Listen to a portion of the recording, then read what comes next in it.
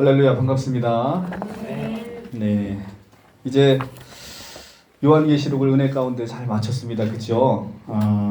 25강에 이어지는 어마어마한 대장정을 여러분들하고 함께 하게 돼서 너무나 은혜가 됐습니다. 이제부터는 이제 너무 긴 거 말고 우리가 이제 우리 생명안으로 교회가 개척이 된지 1년 동안에 저희가 지금 강의 시간으로 조직 신학을 끝냈고요. 요한계시록을 2개를 끝냈어요. 근데 너무 오래 하다 보니까 사실 좀 지루한 감도 또 있지 않았나 생각이 듭니다. 그래서 이제 오늘은 이제 제가 항상 서두에 이렇게 요한계시록도 마찬가지고 조직 신학도 마찬가지고 여러분들에게 제가 이제 참고했던 문헌 같은 것들을 이렇게 소개를 합니다. 왜 그러냐면 이제 사실은 뭐 요한계시록도 마찬가지, 그리고 또 오늘 하는 구약도 마찬가지. 제가 이렇게 성경 말씀을 전해드리는 게 다 정답은 아니거든요. 그러니까 제가 이제 참고했던 문헌 중에서 가장 이것이 그래도 전체적인 요한계시록의 문맥 안에서 가장 이해가 되고 또 이렇게 성경을 보는 것이 가장 합리적으로 보이고 또 은혜가 되는 방식으로 보이기 때문에 그 방법을 여러분들에게 추천을 드렸던 것이고요. 더더욱이 구약에 있어서는 더욱 그렇습니다. 신약에 있어서는 이미 다 하나님의 깊은 비밀이신 예수 그리스도가 다 열려 있지 않습니까? 열려 있는 상태이기 때문에 신약은 그래도 상당 부분 우리가 같이 공통으로 고백할 수 있는 것들에 대한 교리가 이미 확립이 되어 있어요. 그런데 구약은 더더욱이 우리가 다양한 방식으로 그리스도의 은혜를 충만히 더 누릴 수 있는 거거든요. 히브리어는 라틴어와 달라서 라틴어는 이제 법률 관련해서 이제 쓰여지는 것인데 이 라틴어 같은 경우는 사실은 굉장히 명료합니다. 근데 히브리어는 다양한 의미로 사용되어질 수가 있거든요. 그러니까 읽는 사람, 듣는 사람에게 있어서 다양한 의미로 그리스도를 우리가 누릴 수 있는 굉장히 좋은 이 언어이죠. 그래서 사실은 히브리어를 선택해서 구약 성경이 쓰여진 것도 우리 인류 역사에 비춰보면 굉장히 그것도 행운이 아닌가라는 생각이 듭니다. 제가 이제 요번에 이제 요나서를 선택을 했습니다. 요나서를 선택을 했고요. 구약 성경은 지난번에도 말씀드렸지만 스토리텔링이에요. 그냥 기본적으로 내러티브예요. 그래서 이 이야기를 내러티브를 모르면 여러분들이 이 전체적인 문맥 안에서 좀 이렇게 소외되실 수가 있어요. 기본적인 이야기는 함께 공유해야 제가 무슨 얘기를 하는지 여러분들이 좀 알아들으실 수가 있습니다. 이제 제가 참고했던 이제 구약의 문헌들을 몇 가지를 이제 소개를 해드리도록 하겠습니다. 이것은 이제 몰간 성경이라고 해서 도서출판 솔로몬에서 나온 거예요.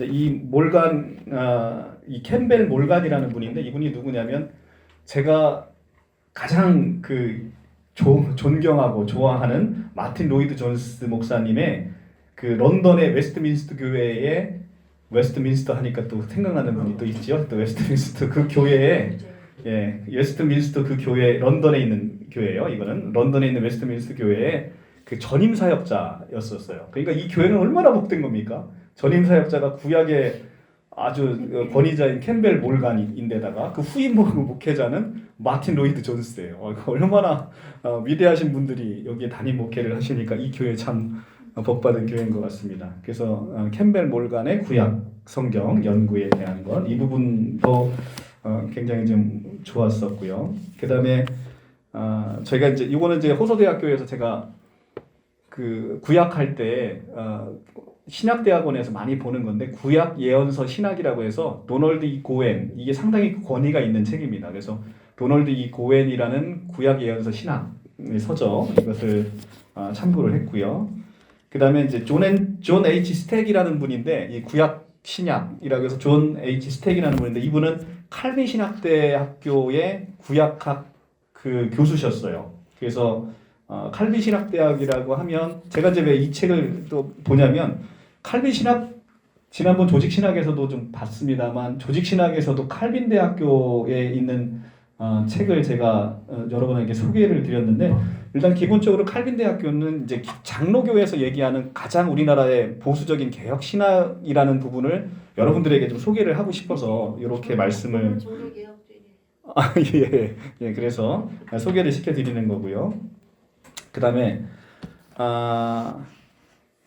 이제 요 책은 이제 그리스도 중심으로 있는 그냥 개론서예요. 개론서인데 노먼 가이슬러라는 분인데 그리스도 중심으로 읽는 구약 성경이라는 책입니다.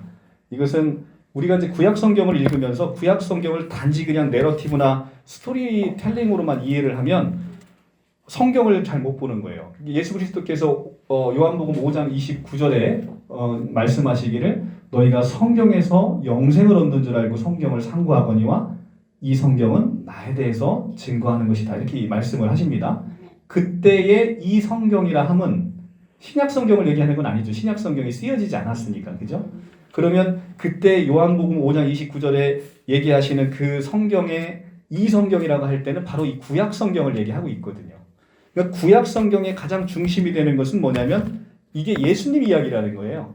예수님 스스로가 구약 성경은 나에 대해서 증거를 하고 있기 때문에 구약 성경을 예수 그리스도를 빼놓고 읽으면 앙코 없는 찐빵을 맨날 먹고 있는 거예요. 그냥 스토리만 이해하다 그냥 끝나버리는 겁니다. 네, 그렇기 때문에 구약에 나타난 그리스도의 모습을 우리가 이 말씀을 통해서 누리는 것이 가장 중요하다. 또 하나는 이제 일회서원에서 나온 구약의 그리스도라는 것인데요. 이제 이것은 이제 설교학 방법이에요. 구약의 그리스도를 어떻게 우리가 설교할 것인가라는 것이 있는데 요 5권의 책을 제가 위주로 보고 이제 제가 가지고 있는 그 전집 중에 하나가 그 주석서를 하나 이제 제가 가지고 있는데 이제 여기서 이제 좀 나타나기 어려운 것들은 이제 주석서를 좀 참고를 하고 있습니다. 그래서 여러분들에게 가능한 한 풍성한 다양한 저자들의 그 구약을 좀 이렇게 함께 나누었으면 하는 바람에서 이렇게 좀 책을 좀 여러 곳을 참고로 하고 그리고 가장 적절한 방법으로 이 성경을 해석하는 방법을 여러분들하고 함께 좀 나눠보기를 원했던 겁니다. 그래서 이렇게 여러분들이 보시면 좋을 것 같고 요나서 다 읽어오셨죠? 지난번에 제가 숙제를 내드렸는데 이거 금방 읽지요, 그죠? 요나서는 4장밖에 안 됩니다. 너무 짧아서 금방 읽습니다. 자, 오늘 제가 한번 1장을 한번 먼저 읽고 요나서를 이제 한번 같이 은혜를 나눠보도록 하겠습니다. 1장 1절 여호와의 말씀이 아미떼의 아들 요나에게 임하니라. 이르시되 너는 일어나 저 큰 성읍 니느웨로 가서 그것을 향하여 외치라. 그 악독이 내 앞에 상달되었음이라 하시니라. 그러나 요나가 여호와의 얼굴을 피하려고 일어나 다시스로 도망하려 하여 욥바로 내려갔더니 마침 다시스로 가는 배를 만난지라. 여호와의 얼굴을 피하여 그들과 함께 다시스로 가려고 뱃삭을 주고 배에 올랐더라. 여호와께서 큰 바람을 바다 위에 내리심에 바다 가운데 큰 폭풍이 일어나 배가 거의 깨지게 된지라. 사공들이 두려워하여 각각 자기 신을 부르고 또 배를 가볍게 하려고 그 가운데 물건을 바다에 던지니라. 그러나 요나는 미층에 내려가서 누워 깊이 잠이 든지라. 선장이 그에게 가서 이르되 자는 자여 어찌함이냐. 일어나서 내 하나님께 구하라. 혹시 하나님이 우리를 생각하사 망하지 아니하게 하시리라 하니라. 그들이 서로 이르되 자 우리가 제비를 뽑아 이 재앙이 누구로 말미암아 우리에게 임하였나 알아보자 하고 곧 제비를 뽑으니 제비가 요나에게 뽑힌지라. 무리가 그에게 이르되 청하건대 이 재앙이 누구 때문에 우리에게 임하였는가 말하라. 내 생업이 무엇이며 내가 어디서 왔으며 내 나라가 어디며 어느 민족에 속하였느냐 하니 그가 대답하여 이르되 나는 히브리 사람이요 바다와 육지를 지으신 하늘의 하나님 여호와를 경외하는 자로다 하고 자기가 여호와의 얼굴을 피함인 줄을 그들에게 말하였으므로 무리가 알고 심히 두려워하여 이르되 내가 어찌하여 그렇게 하였느냐 하니라. 바다가 점점 흉흉한지라. 무리가 그에게 이르되 우리가 너를 어떻게 하여야 바다가 우리를 위하여 잔잔하겠느냐 하니 그가 대답하되 나를 들어 바다에 던지라. 그리하면 바다가 너희를 위하여 잔잔하리라. 너희가 이 큰 폭풍을 만난 것이 나 때문인 줄을 내가 아노라 하니라. 그러나 그 사람들이 힘써 노를 저어 배를 육지로 돌리고자 하다가 바다가 그들을 향하여 점점 더 흉흉함으로 능히 못한지라.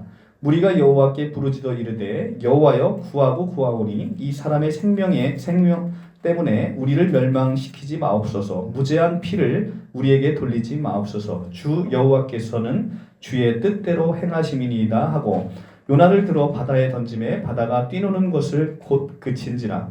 그 사람들이 여호와께 크게 두려워하여 여호와께 제물을 드리고 서원하였더라. 여호와께서 이미 큰 물고기를 예비하사 요나를 삼키게 하셨으므로 요나가 밤낮 3일을 물고기 뱃속에 있으리나. 아멘. 자, 요나서 1장의 이제 스토리를 이제 쭉 읽어봤습니다. 그 이후의 스토리가 어떻게 되는지 아시죠? 예. 일단 요나서를 들어가기 전에 요나서에 대한 몇 가지의 이제 우리가 기본적인 배경을 좀 아실 필요가 있습니다. 첫째는 이제 요나서는 역사서인 열왕기하에 이미 나오는 실제 존재했던 여로보암 2세 때 북이스라엘의 선지자였습니다. 이제 우리가 이제 이 성경에 있는 역사서 말고 어떤 지혜서라든가 이런 때 봤을 때 이것이 실존 인물이냐 그것을 누구도 얘기할 수 없어요. 그런데 역사서에 나오는 열왕기하에 나오는 요나는 여로보암 2세 때 북이스라엘에 실존하는 선지자였음을 우리가 알 수 있다는 거예요. 요나서는 기본적으로는 이제 예언서로 분류가 돼 있잖아요. 예언서로 분류돼 있고 8세기에 이제 북이스라엘의 여로보암 시대의 선지자였다는 것을 우리가 열왕기하를 통해서 한번 같이 보도록 하겠습니다. 열왕기하 14장 25절. 열왕기하 14장 25절.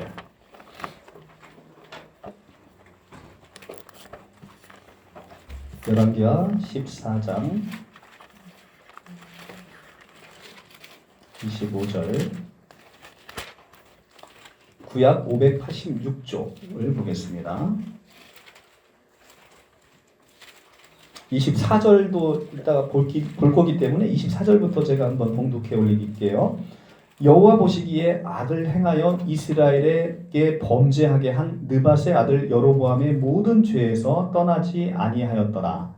자, 여호와 보시기에 지금 이스라엘도 여로보암의 모든 죄에서 떠나지 아니한 죄가 관영한 시대를 살고 있었다는 거예요. 이스라엘 백성들이. 25절.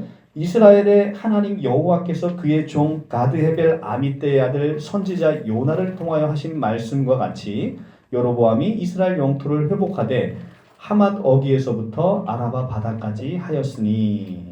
자, 아미떼의 아들 선지자 요나라는 것이 지금 열왕기하에 나오잖아요. 그죠? 그러니까 이 열왕기하는 역사서라는 거죠. 그러니까 실존 인물에 대해서 이스라엘의 역사를 기록한 것이라는 겁니다. 그렇기 때문에 요나는 허구의 인물은 아니었다라는 겁니다.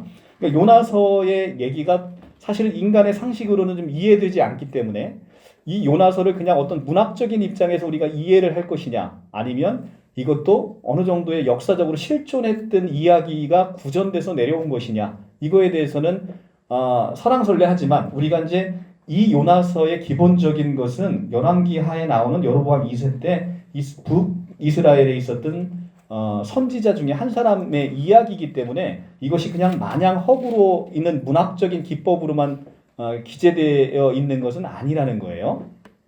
그래서 근데 이제 우리 이제 평신도님들께 가끔 이제 이런 얘기를 하면 성경이 그럼 허구가 있다는 얘기야? 이렇게 생각하실 수도 있어요. 근데 성경에서는 그렇죠. 성경에서는 모든 얘기가 역사적으로 있는 사실을 갖고서만 성경이 기재되지는 않습니다. 여러 가지의 문학적인 기법과 그 안에 다양한 방법으로 하나님께서 전하고자 하는 메시지에 포커스가 있는 것이지 이것이 사실이냐 아니냐에 포커스가 있는 게 아니란 말이에요. 하나님께서는 다양한 방법으로 우리에게 자기의 뜻, 자기의 그 하나님의 비밀이신 예수 그리스도를 증거하는 방법으로 다양한 방법을 쓰신다는 거죠. 그렇기 때문에 이것이 역사서를 역사서로 읽지 않고 소설로 읽으면 안 되고, 그죠? 어떤 소설을 역사서로 읽으면 그것도 또 안 되는 거란 말이죠. 그렇기 때문에 여러분들은 이제 그런 성경이 그러면 허구로 되어 있다 이렇게 생각하실 게 아니라 그 다양한 문학적인 인간이 갖고 있는 문학적인 기법으로 우리 주 예수 그리스도를 표현하는 방법이다라는 것을 여러분들이 이해하셨으면 좋겠습니다. 두 번째는 요나서는 다른 선지서와 달리 선지자가 하나님의 백성들에게 증거하는 메시지를 조금도 갖고 있지 않습니다.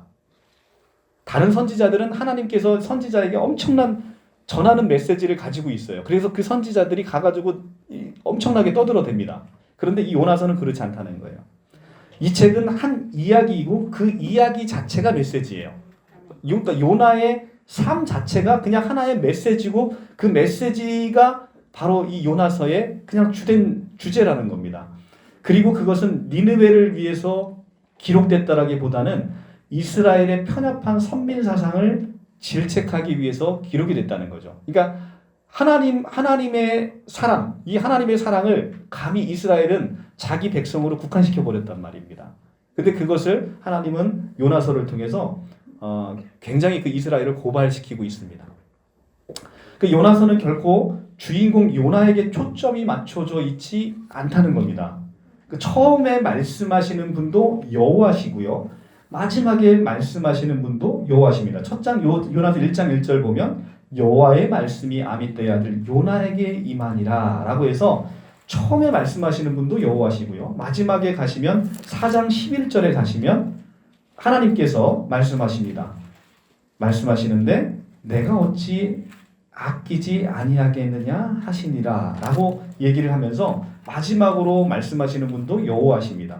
그러니까 이 내러티브 곳곳에 항상 주도적 역할을 하시는 분은 바로 하나님이시라는 거죠. 그래서 주도적 역할을 하시는 하나님께서 심판으로 니느웨를 위협하시고 그리고 그분께서 그 선지자를 보내시며 바다에 폭풍을 일으키게 하시고 물고기를 예비하시고 그리고 회개한 성읍을 살려두시는 일을 합니다. 그리고 박넝쿨과 벌레를 준비하시고 뜨거운 동풍도 준비를 하십니다.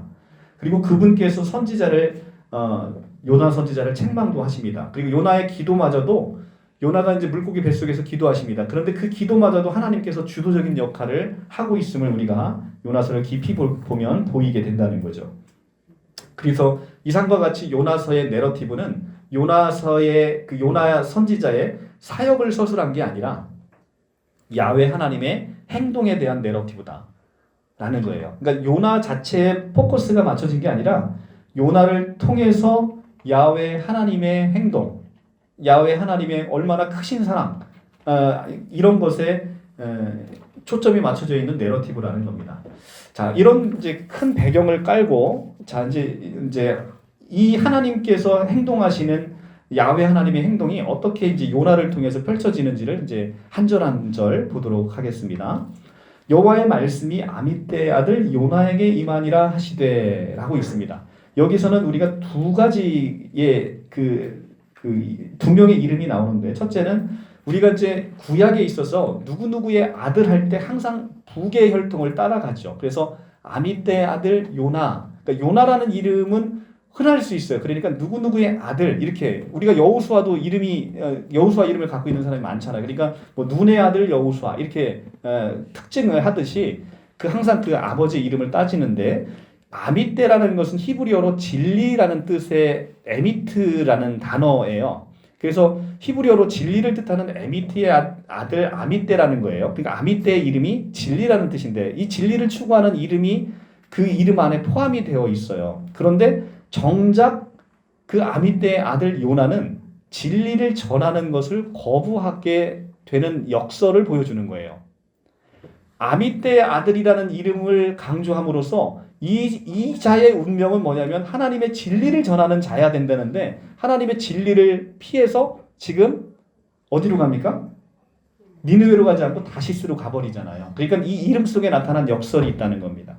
또 하나 요나라는 이름의 뜻은 그러니까 히브리어에는 모든 이름의 뜻이 있다는 걸 여러분 알고 계시죠? 근데 히브리의 요나라는 뜻은 비둘기라는 뜻입니다. 비둘기. 비둘기는 어디에 쓰냐면 전령이라는 전령. 그래서 전령이기 때문에 복음의 전령으로서의 그 이름값을 해야 되는 요나가 하나님의 그 소명의 말씀을 듣고서도 오히려 그 소명을 거부하게 되는 것이죠. 그래서 니느웨로 가서 외치라는 것이 요나에게 주어진 명령이었음에도 하나님께 맞서고 있는 요나의 모습을 통해서 요나의 이름과 지금 이 상황이 현재 상황이 역설로 나타난다. 그러니까 성경은 계속해서 이런 역설을 보여주고 있죠.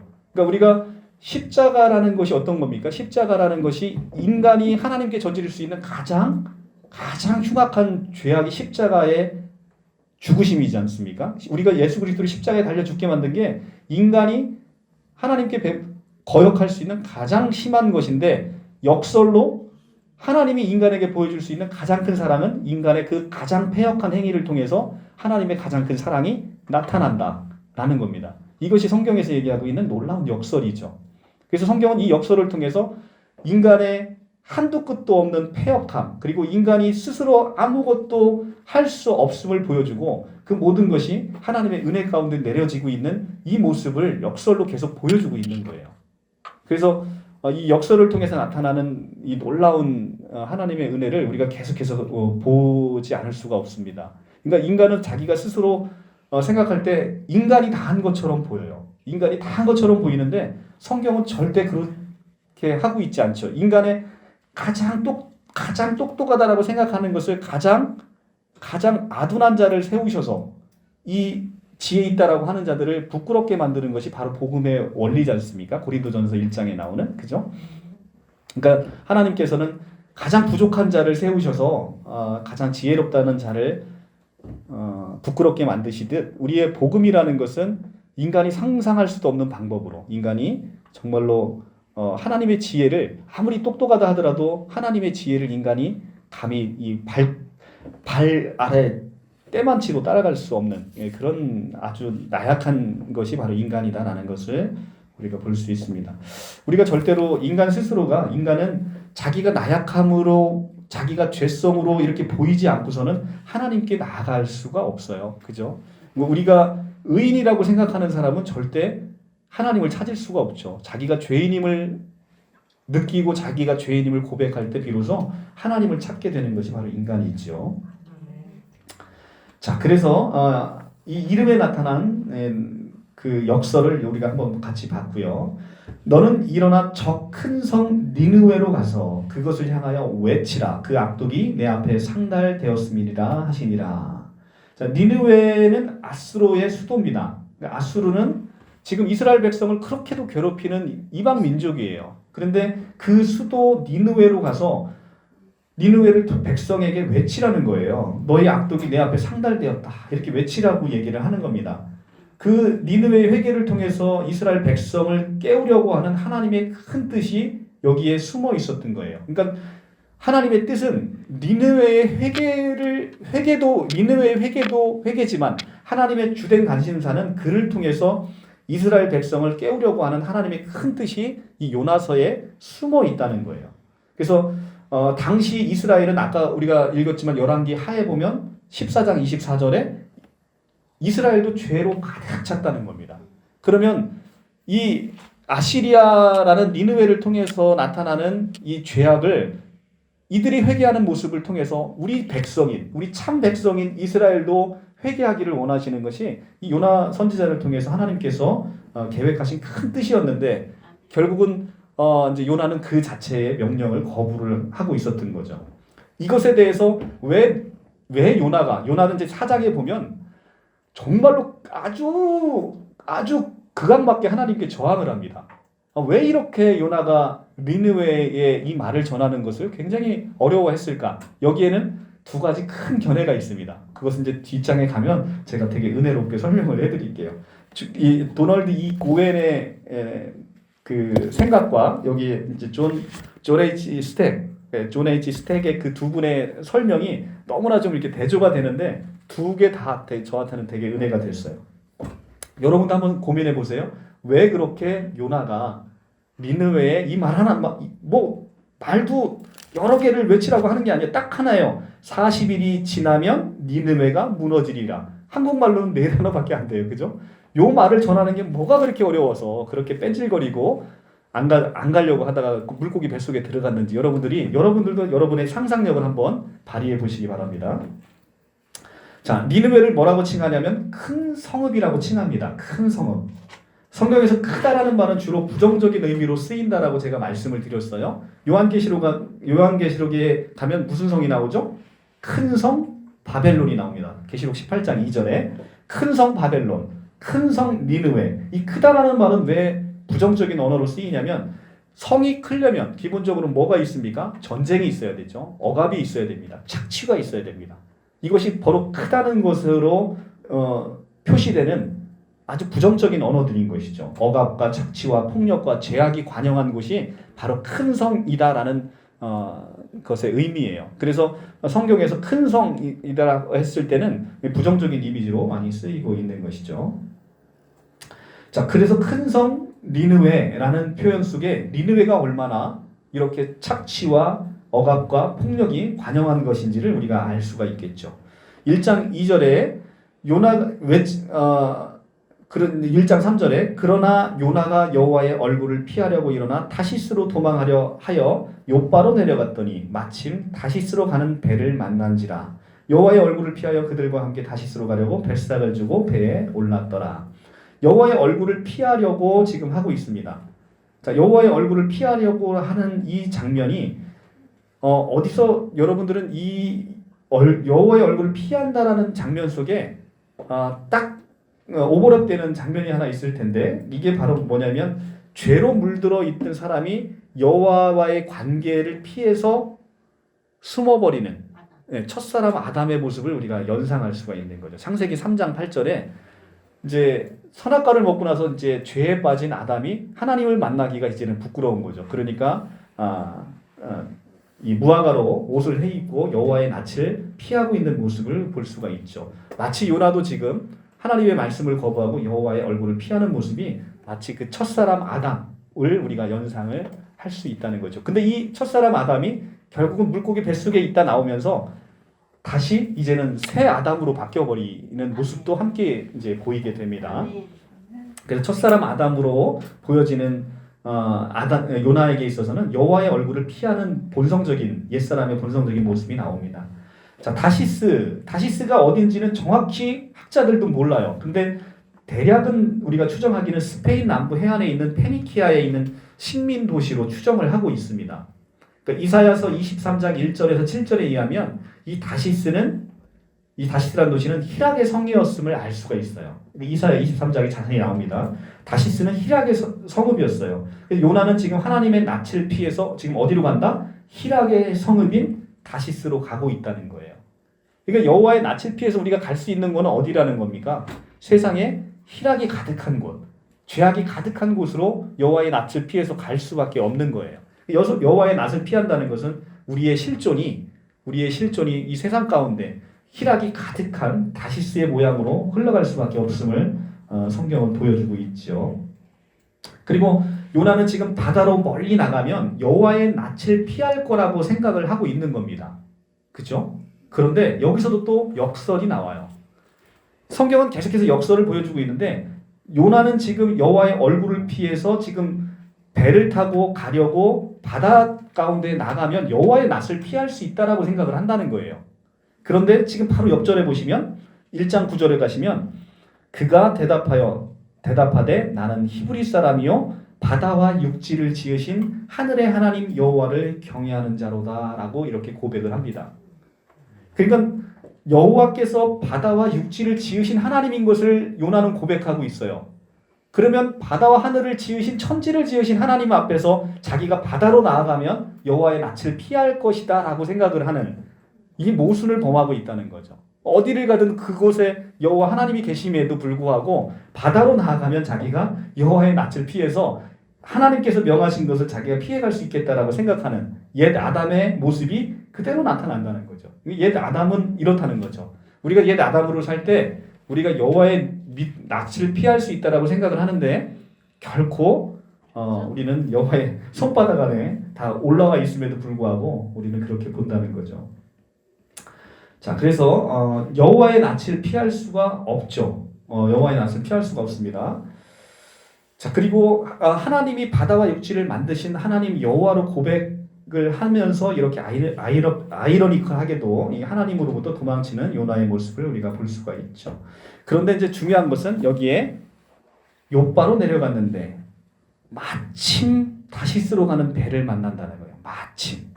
그죠? 마침 어떻게 가니까 딱 그렇게 배가 있네 하면서 여호와의 낯을 피하려고 할 때 오히려 형통해지는 것에 우리의 영적인 분별이 필요하다는 것을 바로 일러주는 거예요. 어떤 사람은 내가 도망가려고 그러니까 하나님이 나를 도우셨네 이렇게 생각할 수 있잖아요. 그죠? 그러니까 우리가 영적인 분별이 없을 때는 이 마침 우리가 하나님을 피하고자 하는 곳에 거기에 나의 형통이 있다는 거예요. 근데 이제 우리는 이 형통을 보고 이 하나님의 뜻을 오해할 수 있다는 거예요. 우리가 영적인 분별이 없어서 영에 깨어 있지 않으면 우리가 늘 이렇게 하나님의 뜻을 오해할 수 있다는 겁니다. 그래서 우리가 이제 마침 배가 있다라고 해서 그 배를 타고 가면 안 되겠다 이거죠. 여기에 분별을 우리가 바로 해야 된다는 것이죠. 1장 4절에 여호와께서 큰 바람을 바다 위에 내리심에, 자, 큰 바람을 바다 위에 내리신다라는 것은, 이 큰 바람이 바다 위에 내리시는 것은 신약의 제자들의 그 항해 시에 부는 큰 노를 우리가 연상시키고 있죠. 그러니까 예수께서 제자들과 함께 항해를 신약 마태복음에도 보면 계속해서 항해를 하죠. 계속 항해를 하는데 항해 때 큰 놀이 일어서 제자들이 두려움에 떨고 있습니다. 그죠? 그래서 예수께서 그 바람을 꾸짖으시죠. 그리고 바다와 바람을 꾸짖으시니까 이 바다와 바람이 잔잔하게 되지 않습니까? 그러니까 바다는 요한계시록에서 우리가 계속해서 봤습니다만 바다는 뭘 상징합니까? 그 안에 온갖 짐승이 그 안에 살고, 그러니까 구약으로 하면 리워야단이 그 바다에 살지 않습니까? 그러니까 악의 상징이 바로 바다예요. 그러니까 새 예루살렘에서는 이 바다가 없어지고 이 바다가 뭐가 됩니까? 유리바다가 돼버렸잖아요. 그죠? 그리스도가 이 바다를 그냥 아예 유리바다로 만들어버리는, 더 이상 이제는 짐승이 나오지 않는 아주 아름다운 바다로 만들어버렸다는 거죠. 이것이 새하늘 새 땅에서는 이 바다가 없어지게 되는 거죠. 이 바다는, 그래서 성경에서의 바다는 리워야단의 근거지. 그래서 우리를 늘 괴롭히는 곳이 이제 바다로 상징이 되는 거죠. 큰 바람을 바다 위에 내리신다는 것은 이 제자들과 함께 갔을 때 예수께서 바다를 꾸짖는 장면이 함께 연상이 돼서 오버랩돼서 보여진다는 거죠. 우리 교부, 기독교 역사상 가장 위대한 교부라고 하는 아우구스티누스, 그 어거스틴이라는 이 교부가 인생을 바다를 항해하는 배로 비유를 하고 있습니다. 그죠? 따라서 바다에 큰 바람이 분다는 건 여호와의 낯을 피한 우리의 인생에 찾아오는 고난이 어떠한지를 자세히 보여주고 있는 거죠. 여호와의 낯을 피해서 우리가 바다로 나아갔을 때 그 바다에는 엄청난 고난, 엄청난 리워야단의 그 늪 속에 우리가 빠져드는 것을 우리가 볼 수가 있는 거예요. 그래서 성경에서 이렇게 문학적인 표현으로 바다라는 표현으로 있었을 때 유대인에게 있어서는 지금 제가 설명드리는 이런 방식으로 성경이 이해가 됐다는 겁니다. 그냥 바다 그러니까 그냥 바다 이 생각을 하면 그 안에 이 유대의 문화에 젖어드는 이런 인식이 없다 보면 성경이 크게 은혜가 되지 않는 거죠. 왜 그렇게 많고 많은 곳에 예수님께서는 바다에 나아가셔서 제자들과 항해를 하게 되는 것이냐. 근데 우리가 그리스도와 함께 연합돼서 우리는 세상 가운데 살고 있잖아요. 세상 가운데를 살아가는 우리의 모습을 그대로 보여주는 거죠. 그 안에서 우리가 어떻게 그리스도를 의지할 때 이 세상을 넉넉히 이겨가는지 그 모습을 그리스도께서 보여주시고 있는 거죠. 항해 사건을 통해서. 자, 그래서 큰 바람을 바다 위에 내리심에, 이 내리심에라는 단어는 5절에 던진이다와 같은 단어를 쓰고 있는데, 이 내린다는 것은 하나님의 강한 의지 아래 내려지고 있음을 보여주고 있는 거예요. 그러니까 하나님의 모든 통제 아래 이 모든 것들이, 바람이 일어나는 것도 하나님의 모든 통제 아래 있다는 것입니다. 자, 시편 107편 25절과 29절을 보면 이제 광풍이 나오는데, 이 광풍은 여호와의 의지에 있음을 우리가 알 수 있어요. 그래서 모든 광풍이 하나님께서 통제하시고, 그리고 바람과 바다를 꾸짖으시면서 바람과 바다를 잔잔하게 하시는 바로 이 예수 그리스도를 보게 함으로 이 예수가 결국은 여호와이심을 우리에게 알게 하는 것이죠. 그러니까 광풍을 통제하실 수 있는 분은 시편 107편에 가면 딱 한 분밖에 없어요. 누구? 여호와 하나님밖에 없어요. 근데 신약으로 넘어가니까 마태복음 8장 26절에 바람과 바다를 꾸짖어서 잠잠케 하시는 한 사람이 나타났습니다.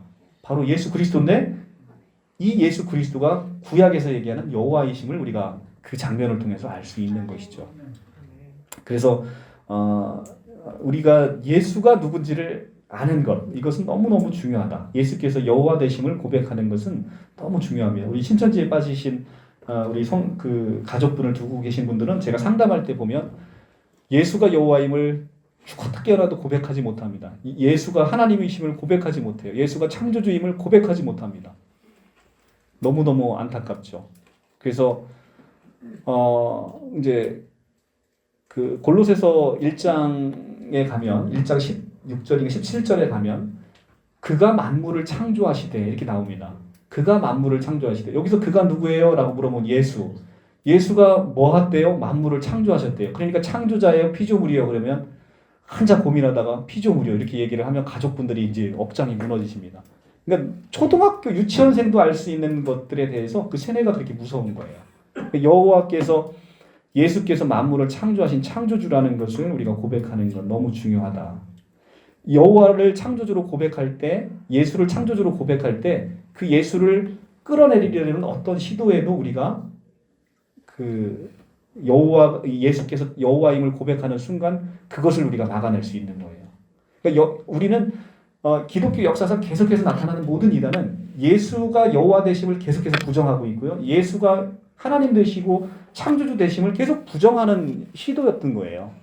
그렇기 때문에 우리가 성경을 통해서 그런 부분을 알게 되면 그 자리를 예수의 자리를 끌어내리고 어떤 다른 교주가 올라가는 것을 우리가 철저하게 막을 수 있죠. 예수가 하나님이시고 여호와이신지를 모르기 때문에 우리가 이제 그런 시도에 있어서 어리석게도 미혹이 될 수밖에 없는 그런 현상이 빠져드는 것이죠. 자, 1장 5절 사공들이 두려워하여 각각 자기 신을 부르고 또 배를 가볍게 하려고 그 가운데 물건을 바다에 던지니라. 그러나 요나는 배 밑층에 내려가서 누워 깊이 잠이 든지라. 자, 하나님의 진노 아래 지금 사공들은 이방인들이에요. 근데 이 이방인들의 사공들이 지금 하나님의 진노 아래 두려움을 그대로 나타내고 있어요. 그런데 반면 요나는 그런 여기서 보면 이제 요나서에 계속해서 나오는데 그러나라는 단어가 계속 나와요. 그러나 요나는 밑에서 깊이 잠이 든지라. 하나님의 이 진노 아래서도 하나님의 뜻에 둔감한 영적인 상태를 고스란히 보여주고 있는 거예요. 하나님의 영적인 상태에 둔감해 있으면 지금이 위기라는 것을 인식하지 못하는 거죠. 영적인 상태를 요나의 영적인 상태가 얼마나 지금 어두운지를 지금 이 성경을 통해서 그대로 보여주고 있습니다. 자, 먼저 요나의 위치를 한번 보자고요. 요나의 위치는 첫째, 1장 3절에 가면 욥바로 한번 내려갔어요. 그죠? 다시스로 가기 위해 욥바로 내려갑니다. 그리고 남쪽 다시스로 내려가기 위해서 배로 가서 다시 배 밑층으로 지금 1장 5절에 한번 더 내려갔죠. 그죠? 그리고 나서 바다로 내던져집니다. 1장 15절에 바다로 던져졌어요. 그죠? 세 번째로 내려갔습니다. 그리고 다시 물고기 뱃속으로 또 한 번 내려가요. 1장 17절에 네 번째 내려갔어요. 그죠? 그러니까 요나는 계속해서 욥바로 내려가고 그 다음에 배 밑으로 내려가고 바다로 내려가고 이제 물고기 뱃속으로까지 내려가서 하나님의 낯을 피하는 것이 얼마나 깊은 스올에까지 내려가는지를 그 상태를 계속해서 성경은 보여주고 있는 거죠. 내려가서 이제는 물고기 뱃속까지 깊이 내려가서 스올에까지 내려가는 모습을 그냥 이렇게 보여주고 있는 겁니다. 자, 성경은 이렇게 이제 이 요나서는 문학적으로도 굉장히 깊이 있는 기법을 지금 보여주고 있지요. 1장 6절에 선장이 그에게 가서 이르되 자는 자여 어찌함이냐 일어서서 내 하나님께 구하라 혹시 하나님이 우리를 생각하사 망하지 아니하게 하시니라. 자, 요나는 지금 1장 9절에 나는 히브리 사람이요 바다와 육지를 지으신 하나님의 하늘의 하나님 여호와를 경외하는 자로다라고 얘기를 하는데 실상 지금 위기 앞에서 이방인들보다도 못한 신앙을 지금 보여주고 있다는 거예요. 지금 이방인들은 뭐라고 얘기합니까? 혹시 하나님이 우리를 생각하사 망하지 아니하게 하시리라 하니라. 그죠? 얼마나 이방인의 믿음보다도 더 시원찮은 선지자의 모습을 보여주고 있는 거예요. 이것이 바로 지금 이스라엘의 영적인 상태를 요나를 통해서 보여줘. 요나는 그냥 백성이 아니잖아요. 이스라엘의 선지자이란 말이에요. 선지자. 이스라엘의 선지자가 지금 이방 민족의 일반 백성보다 더 암울한 영적인 상태를 가지고 있음을 요나서를 통해서 지금 계속 보여주고 있는 거예요. 그러니까 나중에 그럼 요나서의 결말은 어떻게 나타납니까? 이방 백성을 사랑하는 것이 내가 옳지 않느냐라는 결론으로 요나의 깊은 영적 상태와 대조되는 이방의 지금 믿음을 지금 보여주고 있는 것이죠.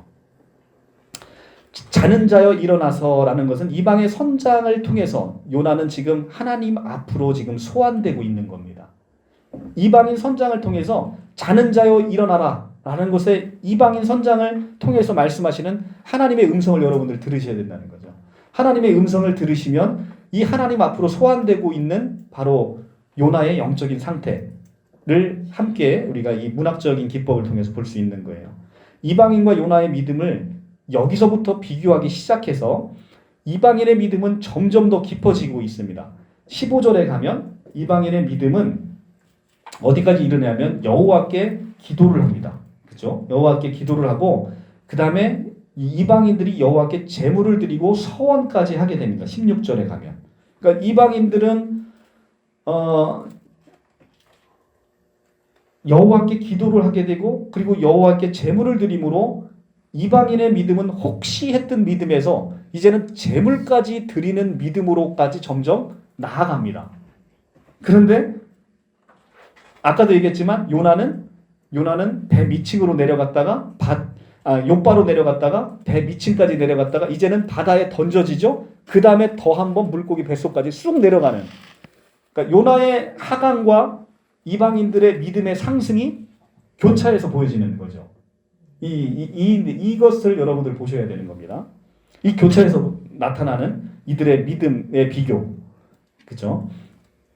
자, 그래서 이방인들의 믿음은 이렇게 점점 좋아집니다. 그리고 1장 7절에 그들이 서로 이르되 자 우리가 제비를 뽑아 이 재앙이 누구로부터 말미암아 우리에게 임하였나 알아보자 하고 곧 제비를 뽑으니 제비가 요나에게 뽑힌지라.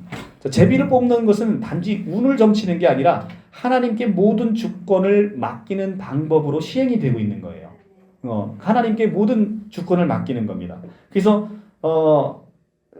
딱 제비를 뽑았더니 그 제비가 당연히 요나에게 뽑히겠죠. 하나님의 주권과 섭리가 그 안에 있으니까. 그래서 이제 제비가 요나에게 뽑혀서 얘기를 합니다. 내가 어디서 왔으면 내 나라가 어디냐? 라고 묻습니다. 근데 내가 마땅히 있어야 할 하나님의 앞에서 왜 떠났느냐라는 책망이 담겨있는 질문이에요. 이 질문은. 그냥 무리가 그에게 이르되 청함건대 이 재앙이 누구 때문에 우리에게 임하였는가 말하라. 내 생업이 무엇이고 내가 어디서 왔고 내 나라가 어디며 어느 민족에 속하였느냐라는 것은 단지 궁금해서 물어보는 게 아니라 네가 마땅히 있어야 할 하나님의 자리를 떠난 선지자를 향해서 지금 이방인들이 그것을 책망하면서 물어보는 단어인 거예요. 그러니까 우리가 이제 성경에서 이렇게 우리말 성경은 그래도 요즘은 인용부라든가 물음표, 느낌표 이런 걸 잘 해서 성경에 쓰여 있는데 이 개역 한글 성경이나 개역 개정은 쭉 쓰여 있으니까 그 의미가 확 안 와닿죠, 그죠? 그러니까 여러분들은 이제 다양한 성경 버전으로 이렇게 성경을 보시면 심지어는 영어 성경 버전 이런 거 영어는 이제 대부분 하시니까 영어 성경으로도 보시면 훨씬 더 그 문맥의 의미를 정확히 이해하기가 쉽습니다. 우리 신천지 마냥 개역 한글 성경을 받아드신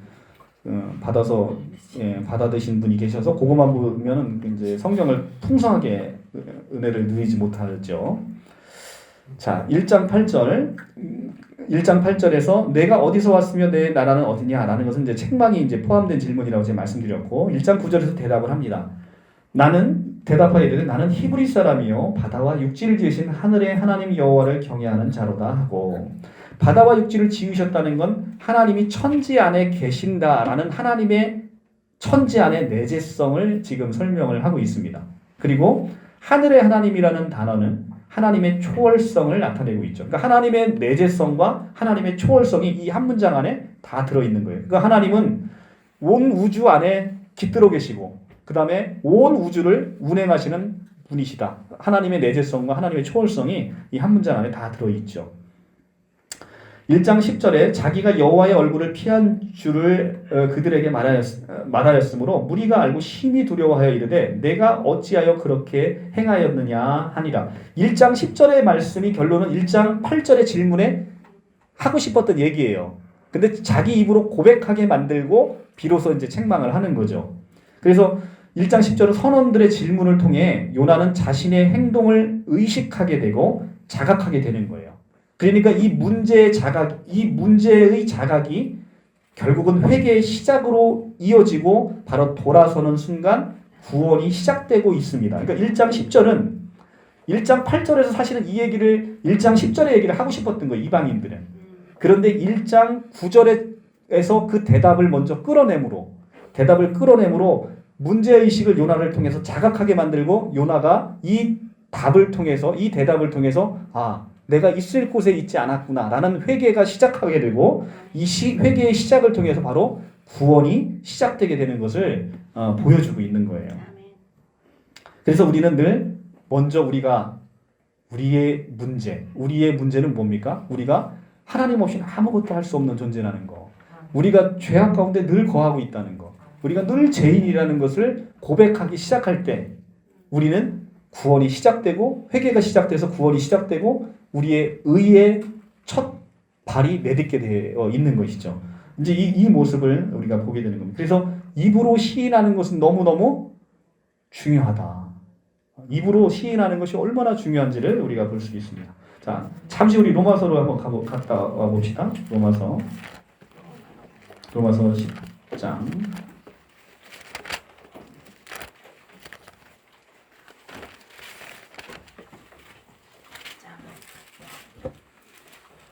로마서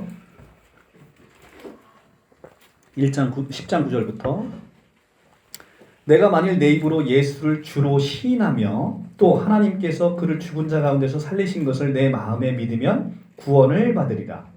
사람이 마음으로 믿어 의에 이르고 입으로 시인하여 구원에 이르느니라. 사람이 마음으로 믿어 의에 이르고 입으로 시인해서 구원에 이른다는 거죠. 성경에 이를 때 누구든지 그를 믿는 자는 부끄러움을 당하지 아니하리라 하니 유대인이나 헬라인이나 차별이 없습니다. 한 분이신 주께서 모든 사람의 주가 되사 그를 부르는 모든 사람에게 부요하시도다. 누구든지 주의 이름을 부르는 자는 구원을 받으리라. 아멘. 자, 그렇죠. 우리가 우리의 문제를 인식하고 우리가 우리 입술로 고백하고 시인하는 것은 너무너무 중요하다라는 것을 우리 성경을 통해서 확인할 수가 있죠. 1장 11절 바다가 점점 흉흉한지라 무리가 그에게 이르되 우리가 너를 어떻게 하여야 바다가 우리를 위하여 잔잔하겠느냐 하니. 자, 우리와 너를 지금 구분하고 있어요. 그죠?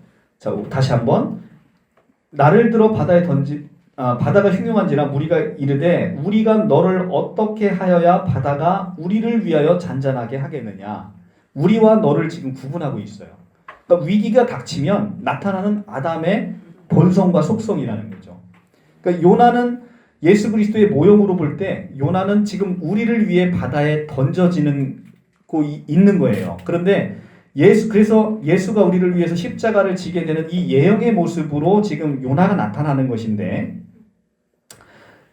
여기서는 이제는 그러니까 요나를 예수 그리스도의 모형으로 볼 때 우리는 자꾸 너와 구분을 하죠. 너와 구분을 해서 우리가 너를 갖다 집어넣어지는데 우리는 정작 그 집어넣는 것의 의미를 모르는 거예요. 우리 옛 아담은 그냥 선을 긋는 겁니다.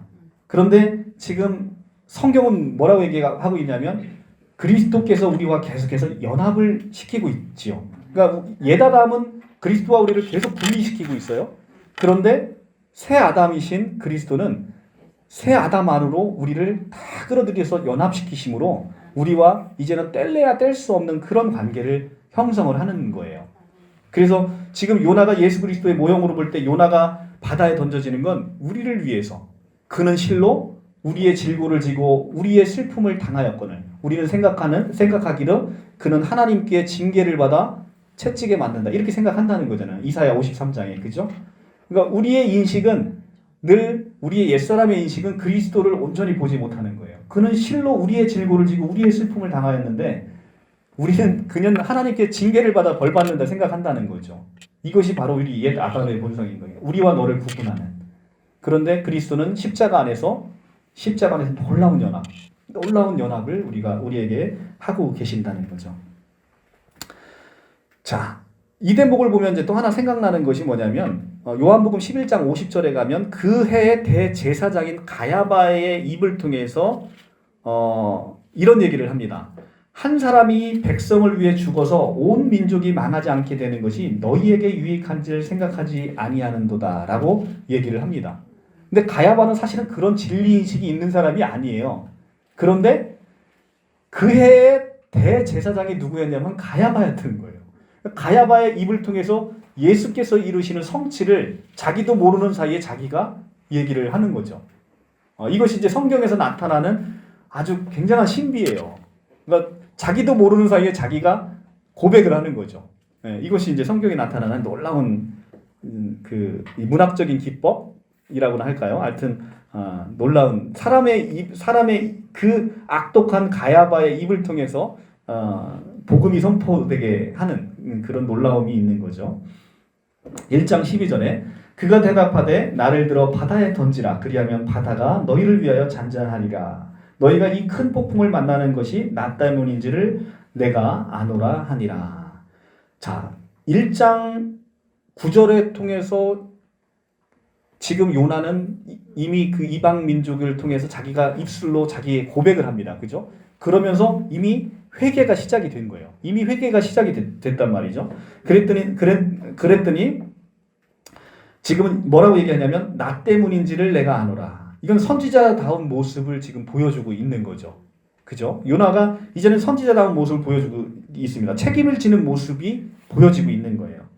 책임이라는 영어의 단어는 responsibility잖아요. 그죠? responsibility인데 이 responsibility는 response라는 단어의 명사형인데 response는 응답하다라는 단어지 않습니까? 응답하다.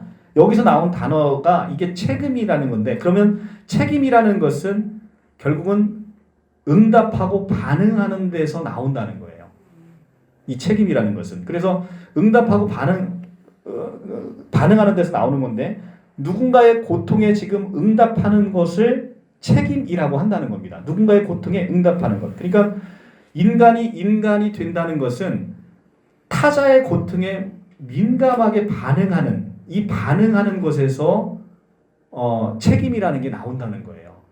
그래서 인간이 인간 된다는 것은 타자의 고통에 반응할 줄 알아야 인간이 된다는 겁니다. 그래서 인간의 책임성은 타자의 고통에 우리가 응답하고 반응하는 거예요.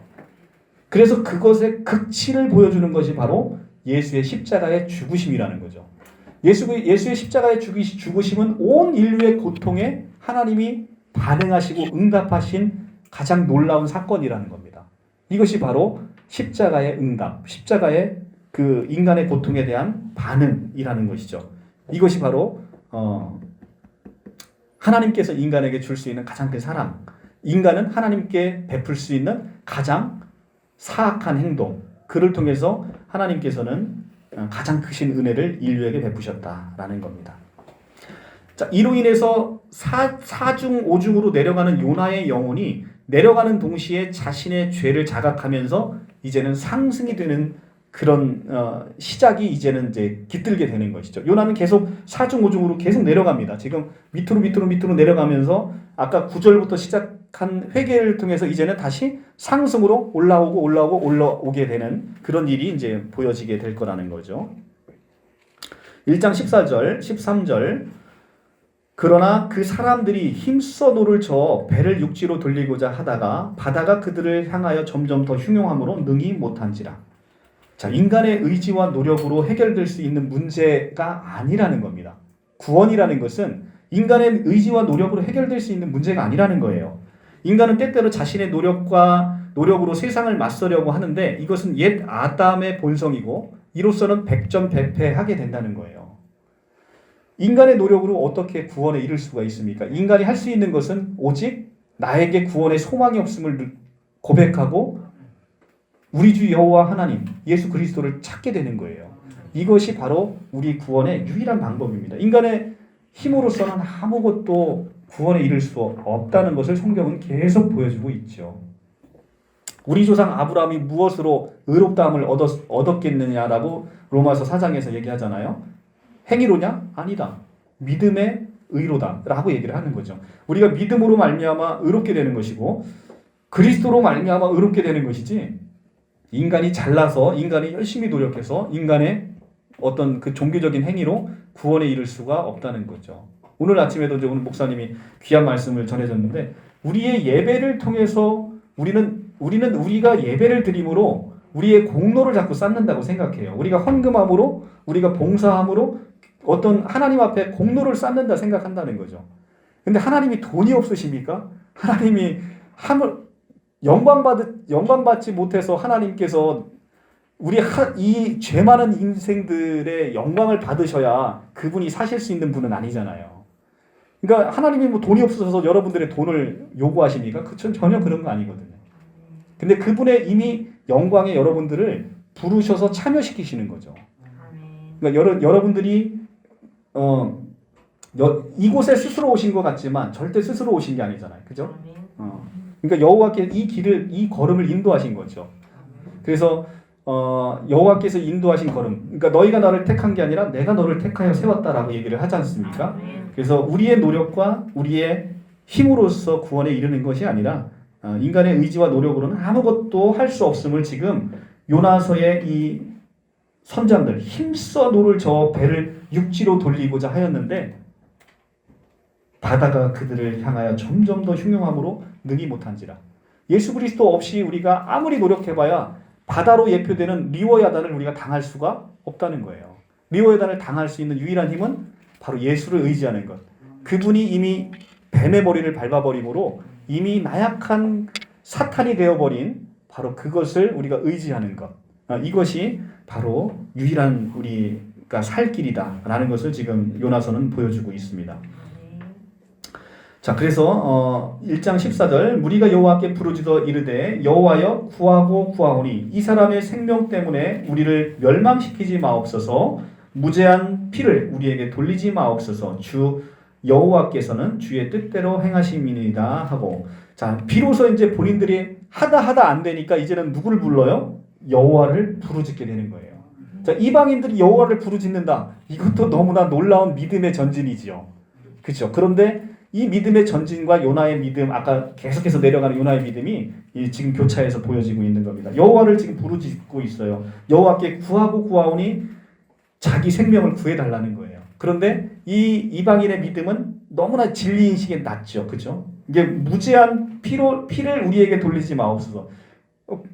인간은 이렇습니다. 인간이 자기가 스스로 의로워서 구원받는다 생각해요. 자기는 무죄하기 때문에, 자기는 의롭기 때문에 구원을 받는다 생각을 합니다. 거꾸로 됐죠. 자기는 죄인이기 때문에 구원받아야 될 필요성이 있는 사람이고, 그 죄인에게 오셔서 그리스도의 의로 말미암아 비로소 우리가 의롭게 되는 그것을 모른다는 거죠. 자기가 죄인임을 모르는 상태에서는 절대 여호와 하나님을 부를 수 없다는 거죠. 우리가 마태복음에 한번 가서 볼까요? 마태복음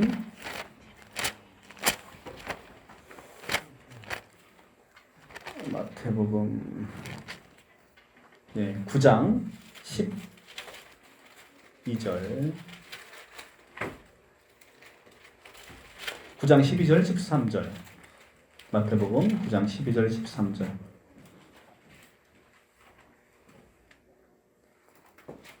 여호와께서 들으시고 이르시되 건강한 자에게는 의사가 쓸데없고 병든 자에게라야 쓸데있느니라. 너희는 가서 내가 긍휼을 원하고 제사를 원하지 아니하노라 하신 뜻이 무엇인지 배우라. 나는 의인을 부르러 온 게 아니라 죄인을 부르러 왔노라 하시니라.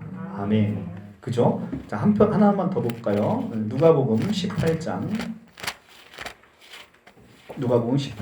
9절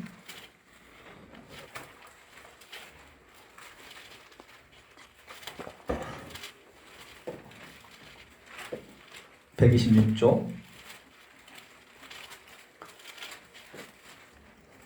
126조 또 자기를 의롭다 믿고 다른 사람을 멸시하는 자에게 비유로 말씀하시되 두 사람이 기도하러 성전에 올라가니 하나는 바리새인이요 하나는 세리라.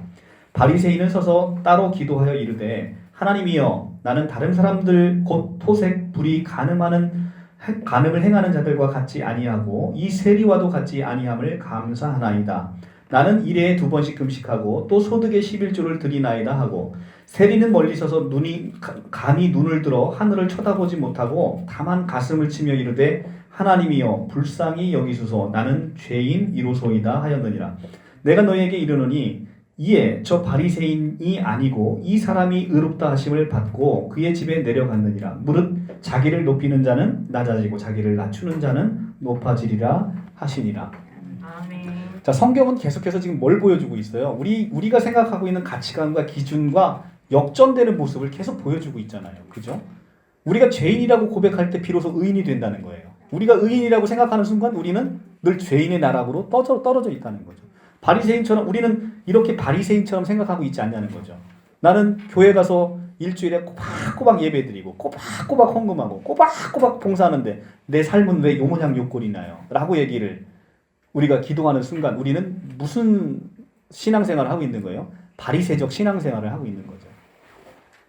감히 나는 하나님이여 나를 불쌍히 여기소서라고 얘기하는 이 세리의 모습처럼 나는 죄인이로소이다 라고 할 때 하나님께서 그 부어지는 풍성한 은혜를 우리가 맛볼 수가 있다는 거예요. 자, 요나서로 다시 돌아옵시다.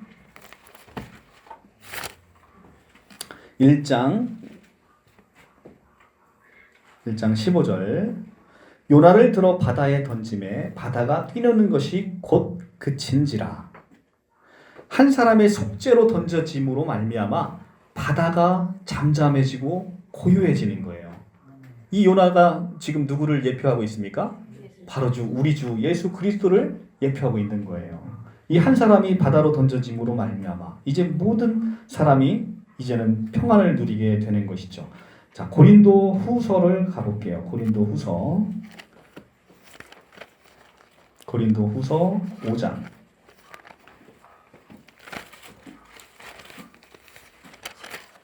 고린도 후서 5장 14절부터 15절.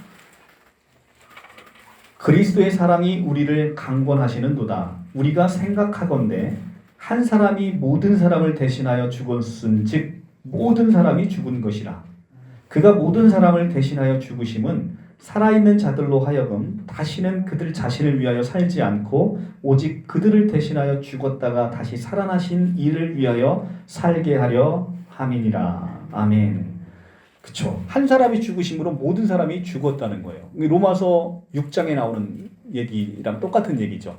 그리스도가 십자가에 달려 죽으심으로 모든 사람이 다 십자가에 달려 죽게 됐다는 겁니다. 이것은 여러분들이 인정하든 인정하지 않든 놀라운 영적인 비밀이고 영적인 사실이라는 거예요. 여러분들은 죽었어요. 여러분들은 2000년 전에 태어나지도 않은 여러분들이 십자가에 달려 죽었다는 겁니다.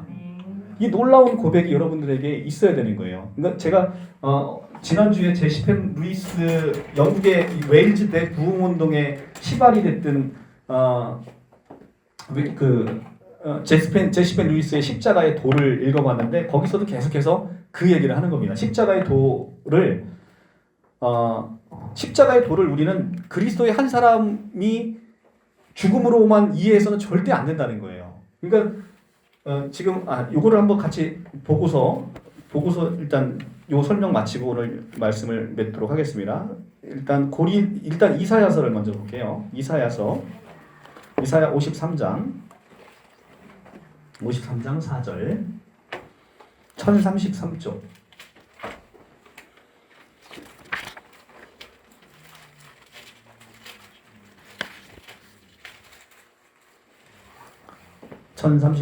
이사야 53장 4절. 그는 실로 우리의 질고를 지고 우리의 슬픔을 당하였거늘 우리는 생각하기를 그는 징벌을 받아 하나님께 맞으며 고난을 당한다 하였노라.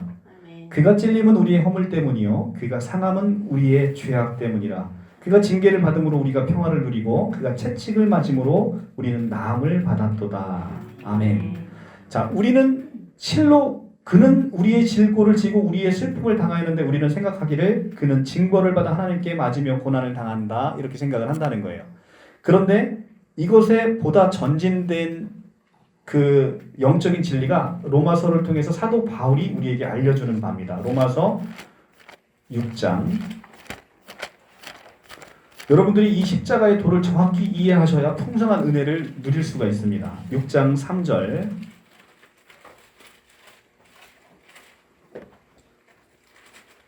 6장 3절부터 무릇 그리스도 예수와 합하여 세례를 받은 우리는 그의 죽으심과 합하여 세례를 받은 줄을 알지 못하느냐. 그러므로 우리가 그의 죽으심과 합하여 세례를 받음으로 그와 함께 장사되었나니 이는 아버지의 영광으로 말미암아 그리스도를 죽은 자 가운데서 살리심과 같이 우리로 또한 새 생명 가운데서 행하게 하려 함이라. 만일 우리가 그의 죽으심과 같은 모양으로 연합된 자가 되었으면 또한 그의 부활과 같은 모양으로 연합한 자가 되리라. 우리가 알거니와 우리의 옛사람이 예수와 함께 십자가에 못 박힌 것은 죄의 몸이 죽어 다시는 우리가 죄에서 종노릇하지 아니하려 함이니 이는 죽은 자가 죄에서 벗어나 의롭게 하심을 얻었음이라. 아멘. 이게 놀라운 얘기인데 제시펜 루이스가 십자가의 도라는 책에서 이 부분을 무지무지 강조를 하고 있어요. 자, 여기서 보시면 십자가에서 예수께서 죽으십니다. 근데 성경에서 가장 놀라운 단어가 바로 무슨 단어냐면 연합이라는 단어예요.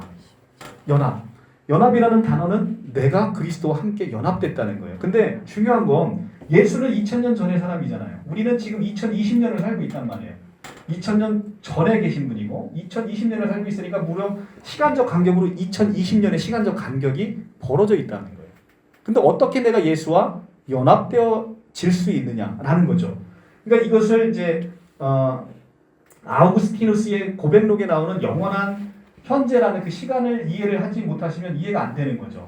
하나님께서는 온 우주의 시간과 공간을 만드신 분이잖아요. 그러면 이것이 이제 창조세계란 말이에요. 창조세계.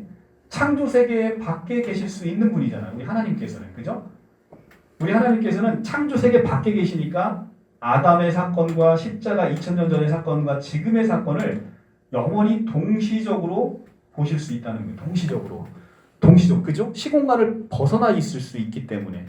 그래서 반드시 시공간을 벗어나서 첫사람 아담도 구원하시고 그 다음에 믿음의 선지자들 예레미야, 이사야, 지금 요나 이 선지자들을 구원하시고 지금 사도 바울과 베드로와 요한을 구원하시고 지금 살고 있는 우리를 구원하시기 위해서는 반드시 시간을 벗어나 있는 한 분이 필요하다.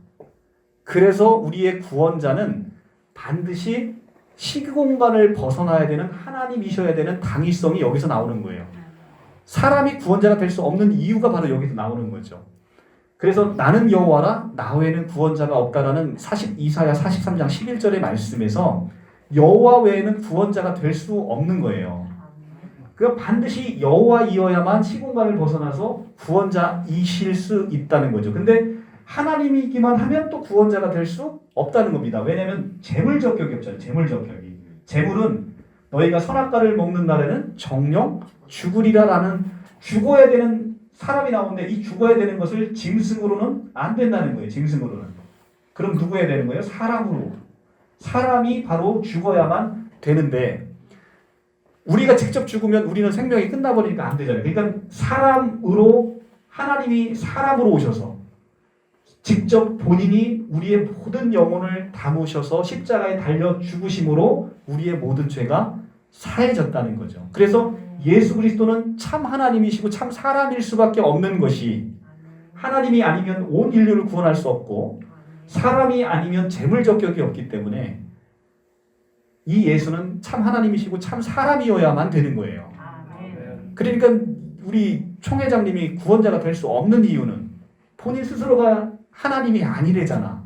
그러면 구원자가 될 수 없다는 겁니다. 그래서 지금 이제 이 말씀을 무슨 얘기를 하는 거냐? 시간 밖에서 지금 모든 영혼을 이 십자가에 시공간을 초월해서 다 담았다는 거예요. 지금 이 로마서의 얘기는. 그래서 예수가 십자가에 달려 죽을 때 태어나지도 않은 여러분들이 십자가에 달려 죽었다는 거예요. 그러니까 지금 계속해서 뭐라고 하냐면 십자가에 달려 죽을 거다 이렇게 하는 게 아니라 너희가 이미 죽었다. 너희 옛사람이 죽었다 이렇게 얘기를 하는 거예요.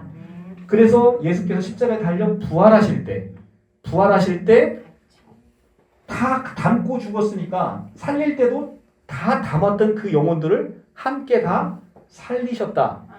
그러니까 부활은 예수님이 부활하신 것을 기념하는 게 아니라 우리의 영혼이 새 생명으로 부활된 그것을 기념하는 날이 이 부활절의 참된 의미인 거예요.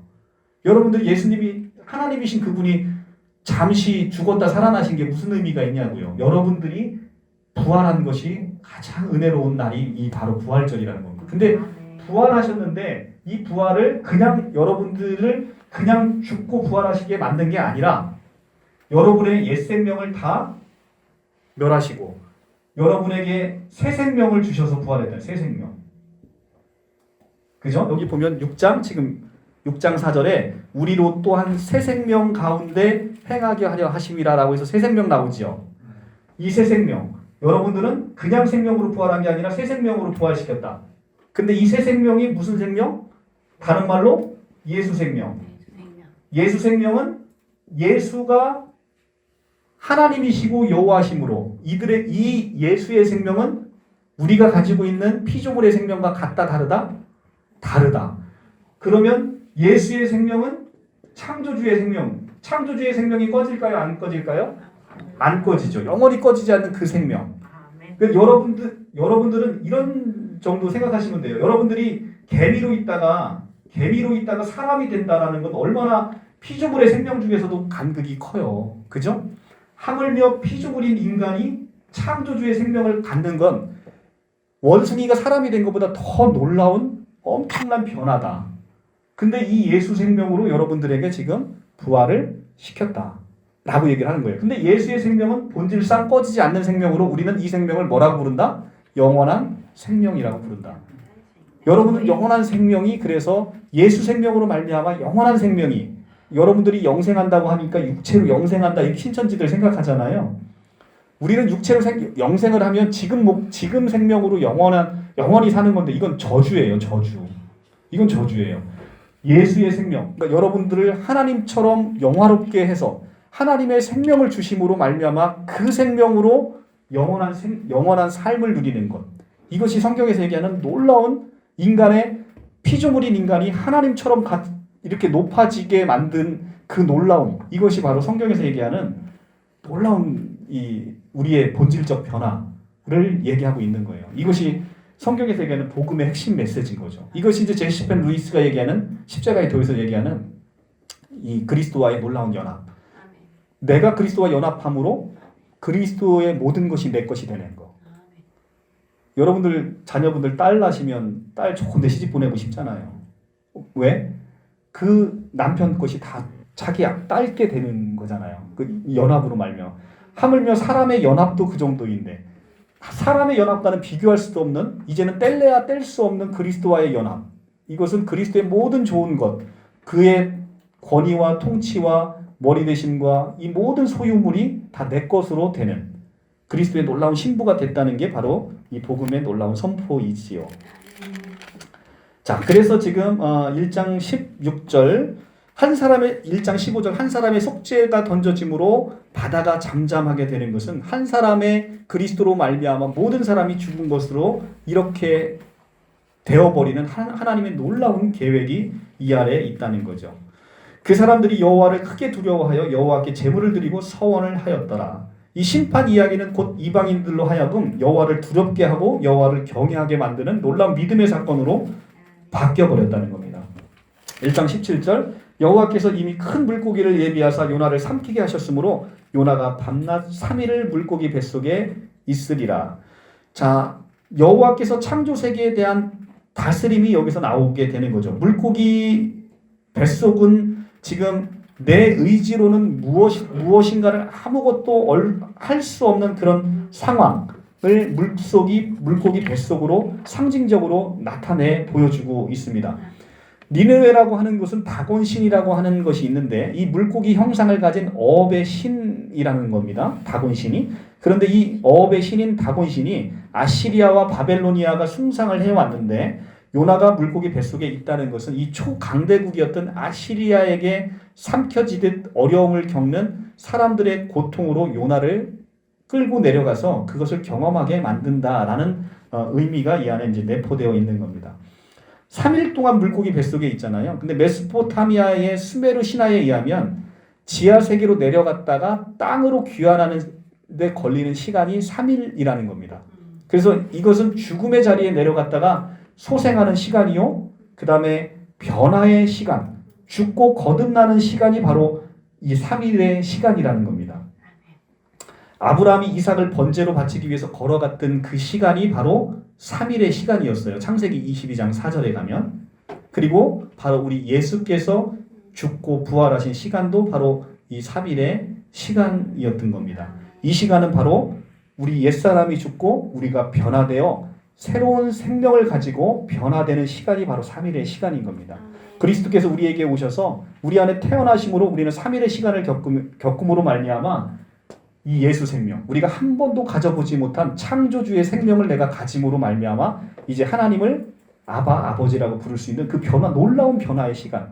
그러니까 기독교는 단지 그냥 어떤 우리가 무속신앙처럼 하나님이라는 존재를 만들어 놓고 우리가 그분에게 복종하면 그분에게 우리가 복을 주는 이런 종교적인 신앙이 아니라는 겁니다.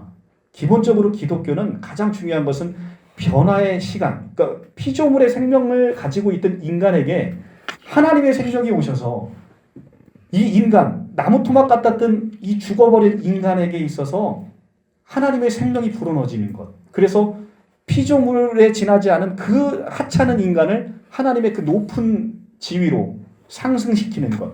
이것이 하나님의 놀라운 변화라는 겁니다. 그러니까 우리가 신데렐라의 동화에서 보면 그 신데렐라가 왕과 혼인함으로 인해서 이 신데렐라가 왕비가 되지 않습니까? 마찬가지로 온 우주의 왕이신 예수께서 여러분들을 선택하셔서 여러분들을 신부 삼으셔서 여러분들을 왕비로 올리시는 거예요. 네, 그것이 지금 기독교에서 얘기하는 여러분들 이 놀라운 그 영원한 생명에 대한 하나님의 축복이라는 것이죠. 그래서 우리는 반드시 이 3일의 시간을 변화의 시간으로 꼭 겪게 된다는 것입니다.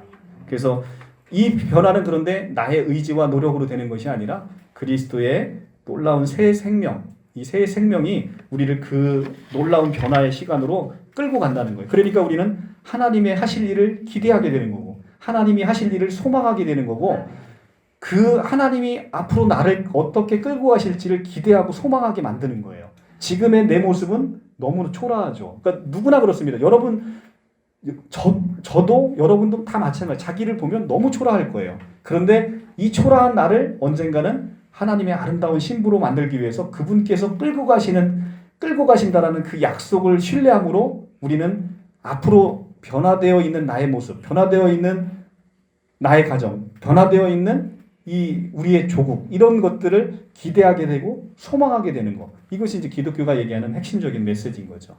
우리가 그 메시지를 놓치고 살면 기독교 또한 그냥 종교에 지나지 않는 겁니다. 그런 신앙생활을 하면 너무 불쌍하지 않습니까? 그죠? 자, 요나서 1장 여기서 마치도록 하고요. 다음 시간에 요나서 2장을 하는데 다음 시간에는 제가 다음 주는 제가 강해를 못 합니다. 제가 외부에 보은교회에 가서 이단 특강이 있어요. 그래서 다른 또 저보다 더 훌륭하신 분이 오셔서 좋은 메시지를 남겨주시거나 아니면 담임 목사님께서 그 시간을 알차게 잘 은혜를 주실 거라고 믿습니다. 그래서 저는 다다음 주에 요나서 아마 다다음 주에 요나서가 4장까지 거의 끝날지도 모르겠습니다. 요나서는 많이 가야 3강까지밖에 안 갈 것 같고요. 이제 요나서의 하이라이트는 이제는 지금부터 요나가 물고기 뱃속에 들어갔다 나옴으로 비로소 그 이야기의 하이라이트가 이제 펼쳐집니다. 그리고 뒤쪽으로 가면서 굉장히 신학적인 메시지들이 엄청나게 깊게 신학적인 메시지가 주어집니다.